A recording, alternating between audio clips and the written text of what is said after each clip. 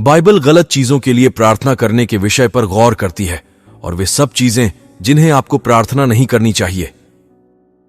हम प्रार्थना के बारे में बहुत कुछ सीख सकते हैं और अपने प्रार्थना जीवन को विकसित कर सकते हैं।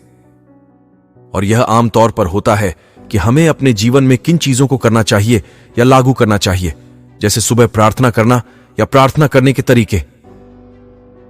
यह आमतौर पर नहीं होना चाहिए कि क्या नहीं करना चाहिए। मैंने व्यक्तिगत रूप से कभी नहीं सोचा कि हमें क्या प्रार्थना नहीं करनी चाहिए। परमेश्वर का वचन क्या कहता है और परमेश्वर ने जो कहा वो आपके सामने साझा करूंगा। कपटियों के समान प्रार्थना ना करें, और जब तू प्रार्थना करे तो कपटियों के समान ना हो, क्योंकि लोगों को दिखाने के लिए आराधनालयों में और सड़कों के चौराहों पर खड़े होकर प्रार्थना करना उनको अच्छा लगता है। मैं तुमसे सच कहता हूं कि वे अपना प्रतिफल पा चुके। परंतु जब तू प्रार्थना करे तो अपनी कोठरी में जा और द्वार बंद करके अपने पिता से जो गुप्त में है प्रार्थना कर, और तब तेरा पिता जो गुप्त में देखता है तुझे प्रतिफल देगा। मत्ती 6:5 और 6 में की। यह पूरी तरह आपकी सोच पर निर्भर है, आपकी बुद्धि ऊपर निर्भर है। सच में परमेश्वर यह कभी नहीं चाहते हैं कि आप ऐसे मन से प्रार्थना करें जो प्रार्थना परमेश्वर आपसे उम्मीद ही न करता हो। यह महत्वपूर्ण है कि हम कब, कैसे और क्या प्रार्थना करते हैं हमारे दिल में एक शुद्ध और ईमानदार जगह से आता है। हमें अपनी आध्यात्मिक कामना को पूरा करने के लिए प्रार्थना का इस्तेमाल कभी नहीं करना चाहिए। हमारी प्रार्थना का समय परमेश्वर के साथ समय बिताने और प्रार्थना करने के बारे में होना चाहिए।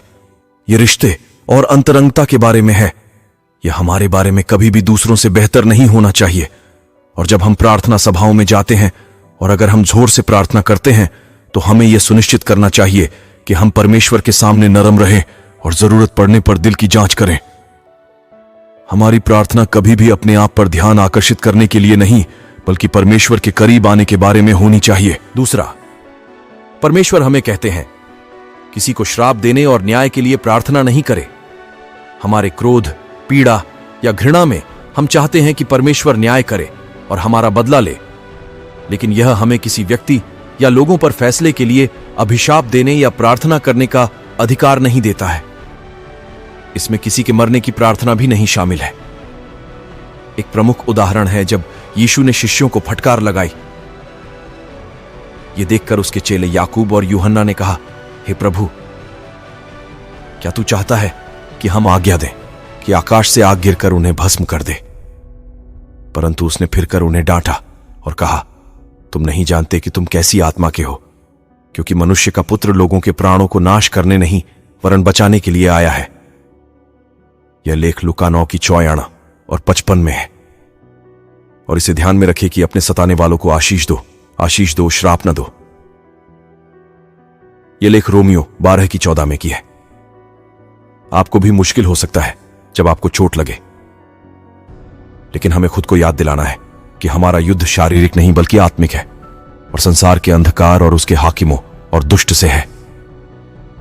हे प्रियों, अपना बदला ना लेना, परंतु परमेश्वर को क्रोध का अवसर दो, क्योंकि लिखा है, बदला लेना मेरा काम है, प्रभु कहता है मैं ही बदला दूंगा। और यह लेख रोमियो 12:19 में की है। तीसरा, परमेश्वर हमें कहना चाहते हैं कि कभी भी परमेश्वर को अंतिम चेतावनी ना दे।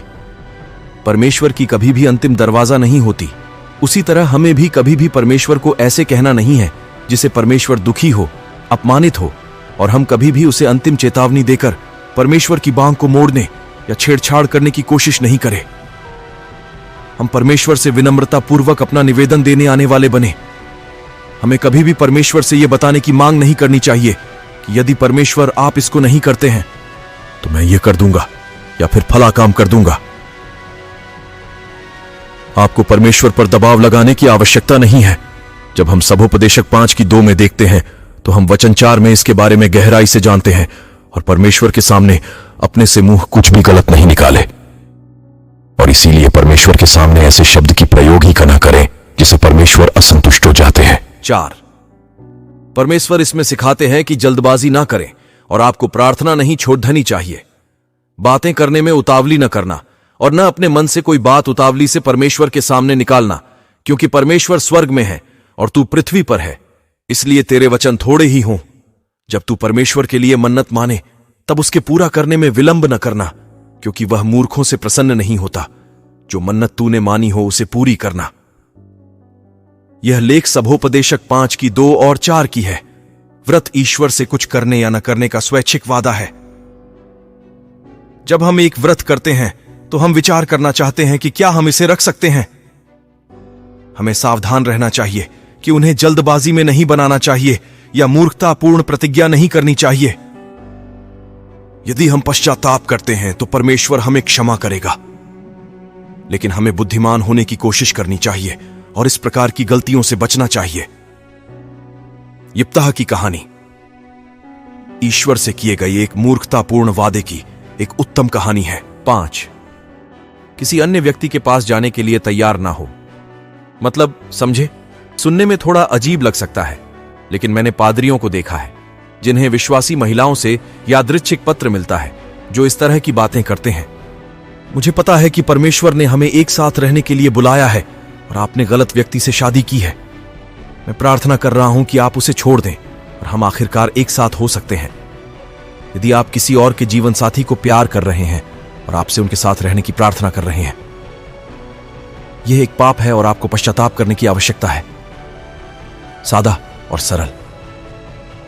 आपको इस प्रकार की प्रार्थना नहीं करनी चाहिए कि किसी को तलाक मिले या वह अपना जीवन साथी छोड़ दे। परमेश्वर का वचन स्पष्ट है, वह तलाक से नफरत करता है। मलाकी 2 की 16 में की है। अतः वे अब 2 नहीं परंतु एक तन है। इसलिए जिसे परमेश्वर ने जोड़ा है उसे मनुष्य अलग न करे। मत्ती 19 की 6 में की है। यह केवल हमारे जीवन में शैतान के क्षेत्र का द्वार खोलेगा। परमेश्वर यहां कहना चाहते कि नए नियम के दौरान हम यीशु की प्रार्थनाओं को देखते हैं और प्रेरित हमें प्रभु की इच्छा की प्रार्थना करना सिखाते हैं। हम इसे प्रभु की प्रार्थना में देखते हैं, मत्ती 6 की 9 और 13 में की लेख। और यीशु इसका उदाहरण बगीचे में उनकी प्रार्थना में देते हैं। हमारे जीवन में उन सभी चीजों पर ध्यान केंद्रित करना आसान है जो हम चाहते हैं और परमेश्वर के सामने ये अनुरोध ला सकते हैं, लेकिन हमें प्रभु की इच्छा और हमारे जीवन की इच्छा के लिए भी प्रार्थना करना चाहिए। इसका मतलब यह नहीं है कि हम परमेश्वर के सामने अपना अनुरोध नहीं देंगे। इसका अर्थ है कि हमें केवल अपनी इच्छा की प्रार्थना नहीं करनी चाहिए, हमें अपने मालिक के ऊपर प्रभु की इच्छा चाहिए। इसीलिए पहले तुम परमेश्वर के राज्य और धार्मिकता की खोज करो तो ये सब वस्तुएं तुम्हें मिल जाएंगी। मत्ती 6 की 33 में की। आशा है कि आपको यह वीडियो उन चीजों पर अच्छा लगा होगा जिन्हें आपको प्रार्थना नहीं करनी चाहिए और आपने प्रार्थना के विषय पर कुछ नया सीखा है।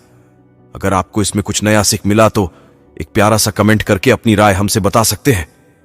वीडियो अच्छा लगा तो चैनल को सब्सक्राइब और शेयर करना ना भूलें। धन्यवाद आज के लिए। आप सबकी प्रार्थना परमेश्वर तक पहुंचे। प्रभु की महिमा सभी के लिए हो, यही प्रार्थना है। आमीन।